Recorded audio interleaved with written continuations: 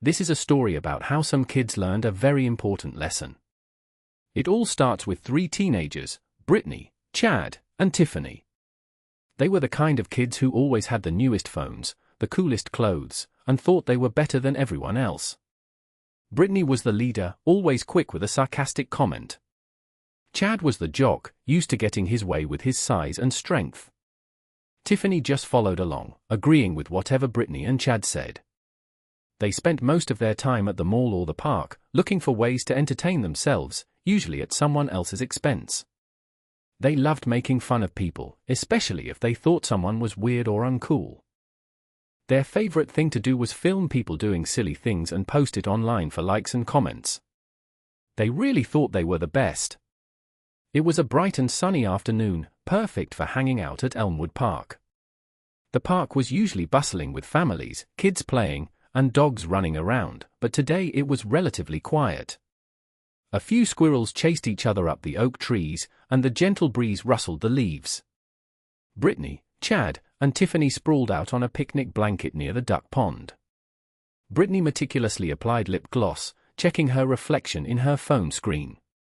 Chad tossed a football in the air, showing off his arm muscles. Tiffany scrolled through social media, occasionally giggling at something on her feed. They were bored, and boredom for them usually meant trouble for someone else. They were looking for something, or someone, to entertain them, unaware their target was already within their sights. That's when they saw him.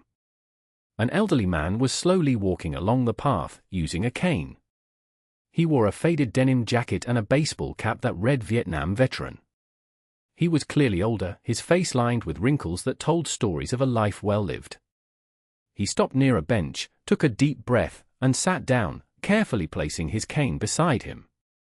He pulled out a newspaper and began to read. Brittany nudged Chad and pointed. "Score," she whispered, a mischievous glint in her eyes. Chad smirked, and Tiffany stifled a giggle. They had found their entertainment for the afternoon. The veteran was completely unaware of the attention he was about to receive, lost in the news of the day. Brittany was the first to speak, her voice dripping with sarcasm. "Look at Grandpa trying to read the news. Probably can't even see the words." Chad snorted. "Yeah, he probably thinks the internet is something you catch with a butterfly net." Tiffany giggled, pulling out her phone and aiming the camera at the veteran. "This is going to be so good," she whispered. They started making louder comments, hoping to get a reaction. "Hey, old-timer. You fighting in the Civil War?" Chad called out. Brittany added, "Did you ride a dinosaur to school?" They snickered at their own jokes, completely oblivious to the fact that their words could be hurtful. The veteran remained engrossed in his newspaper, seemingly deaf to their taunts. The veteran didn't flinch.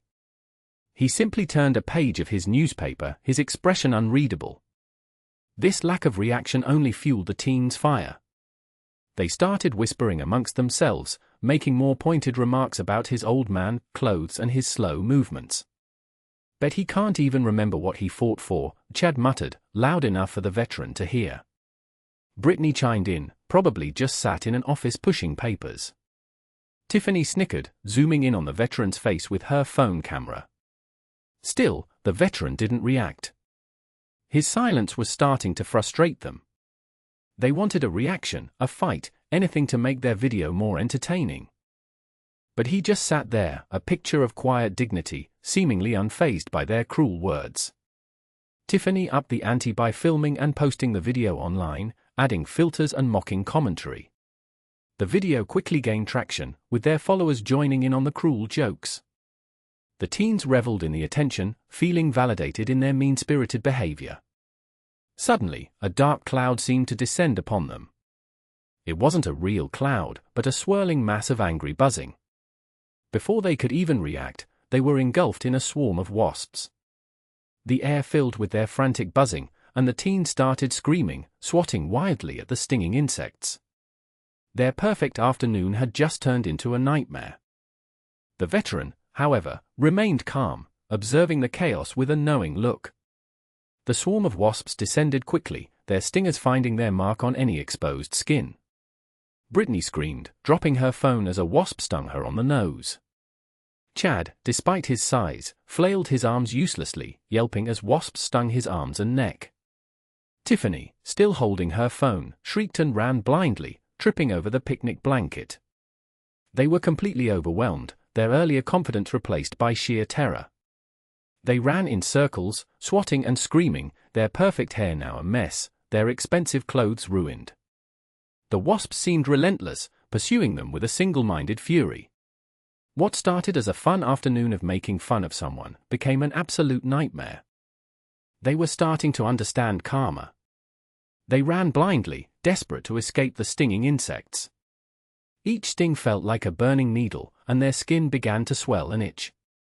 Chad, usually so strong, was now sobbing, his face red and blotchy. Brittany, her perfect makeup ruined and her nose throbbing, was screaming for help. Tiffany, still clutching her phone, was frantically trying to call for help, but her fingers were shaking so badly she couldn't dial the number.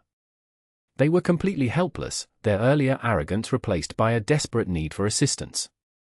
They looked around frantically, hoping to see someone who could help them, someone who could make the wasps go away. Their eyes landed on the veteran, who was still sitting calmly on the bench, watching them. He was their only hope. The veteran watched as the teenagers flailed and screamed, a mixture of amusement and pity in his eyes. He slowly stood up, his movements deliberate and steady, despite his age. He surveyed the situation, assessing the direction of the swarm and the teens' frantic movements. He knew he had to act quickly. He couldn't just stand by and watch them get seriously hurt, no matter how mean they had been to him. He reached into his bag and pulled out a small, metal container. He opened it, revealing a smoky substance inside. He knew exactly what to do. This was not his first time dealing with angry insects or stressful situations. He may be old, but he wasn't helpless. He was a veteran, after all. With a flick of his wrist, he lit the smoky substance. A thick, white smoke began to billow out, carrying a strange, but not unpleasant, smell. It was citronella, something he always carried with him because he was allergic to bee stings. He quickly moved to position himself between the swarm and the fleeing teenagers, creating a smoky barrier. The wasps, disoriented by the smoke and the unfamiliar scent, began to scatter. The smoke disrupted their navigation, making it harder for them to focus on their targets. The veteran then gestured for the teens to move towards him, into the protective cloud of smoke. He knew it wouldn't last forever, but it would give them a chance to escape.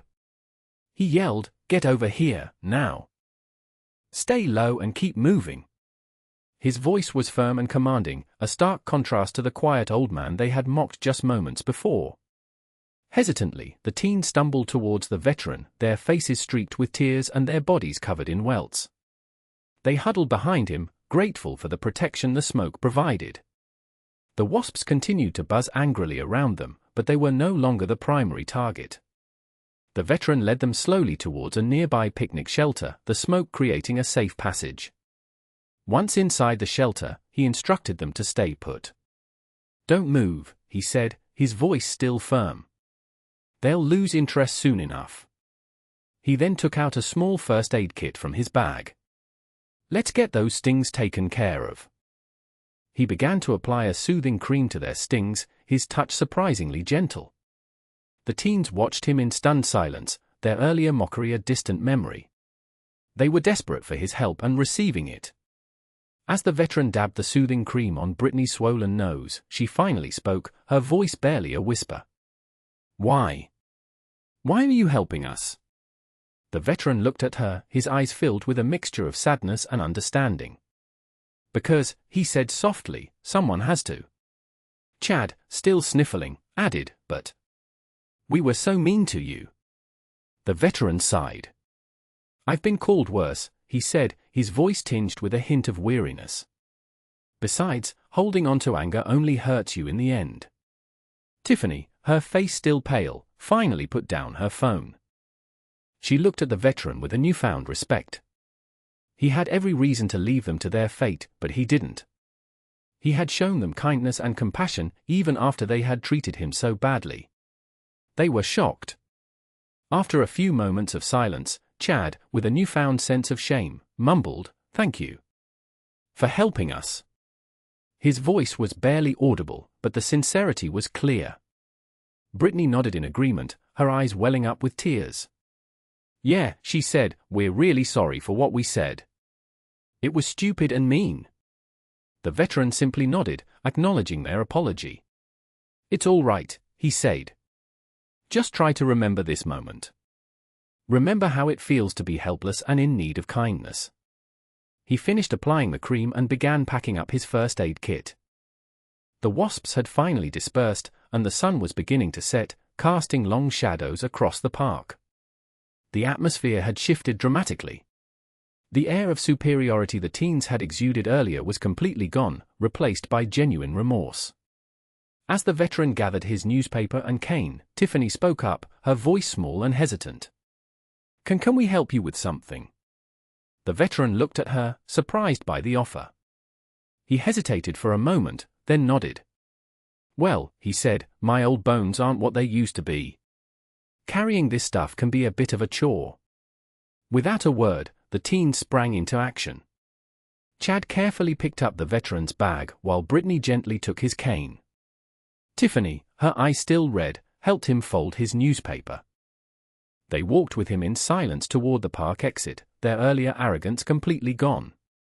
They were no longer the entitled teenagers they had been just an hour before. They were simply helping an elderly man, and it felt good. At the park entrance, the veteran stopped and turned to face the teens. He looked at each of them in turn, his gaze steady and kind. "You know," he said quietly, "life has a funny way of teaching us lessons. Sometimes, it's through joy and laughter, and sometimes, it's through a swarm of wasps." He paused, a faint smile playing on his lips. "The most important thing is to learn from those lessons. To treat others with respect, even when they're different from you. And to remember that everyone deserves kindness, no matter what." He nodded slowly. "Now, I believe I can manage from here. Thank you for your help." He took his cane and bag, and with a final nod, he turned and walked away, disappearing into the twilight. As soon as the veteran was out of sight, Tiffany's hand instinctively went to her phone. She stared at it for a long moment, her face a mix of shame and regret. Brittany and Chad watched her, knowing exactly what she was thinking. Without a word, Tiffany opened her social media app and navigated to the video she had posted earlier. She hesitated for a moment, then with a determined expression, she deleted it. Brittany and Chad quickly followed suit, deleting any trace of the video from their own accounts. It was a small gesture, but it was a start. They knew they couldn't erase what they had done, but they could at least try to undo some of the damage. The sting of the wasps was nothing compared to the sting of their conscience. They stood in silence for a moment, the weight of their actions heavy on their shoulders. The park was almost deserted now, the only sound the gentle rustling of leaves in the evening breeze.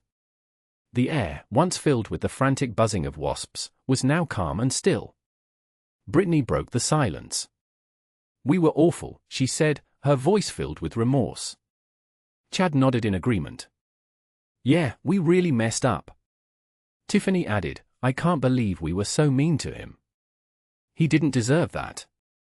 They looked at each other, a newfound understanding passing between them. They had learned a valuable lesson, and they knew they couldn't just go back to being the same people they were before. They needed to do something to make amends. "What can we do?" Tiffany asked, her voice filled with genuine concern. Brittany thought for a moment. "There's that veteran center downtown," she said.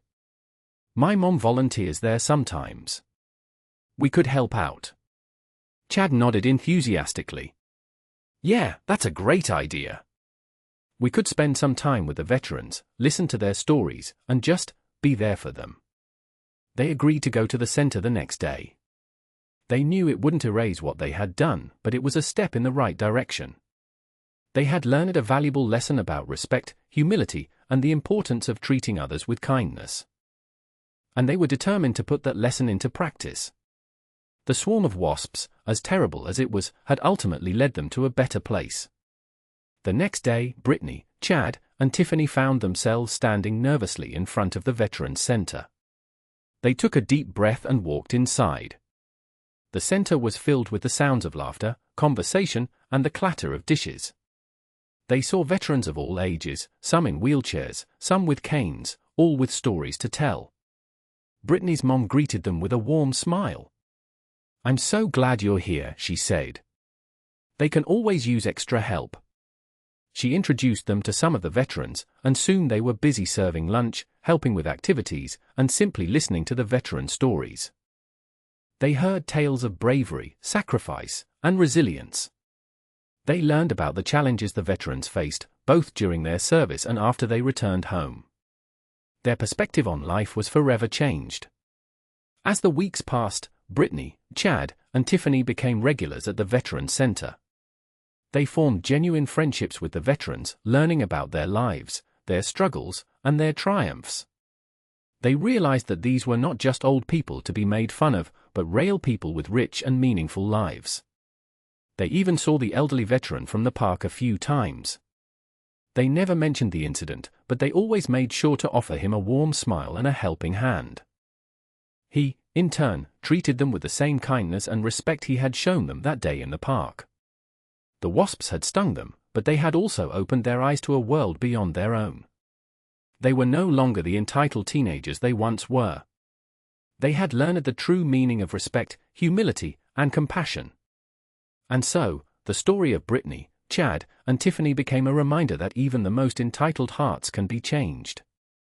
It wasn't just about deleting a video or saying sorry. It was about truly understanding the impact of their actions and making a conscious effort to be better people.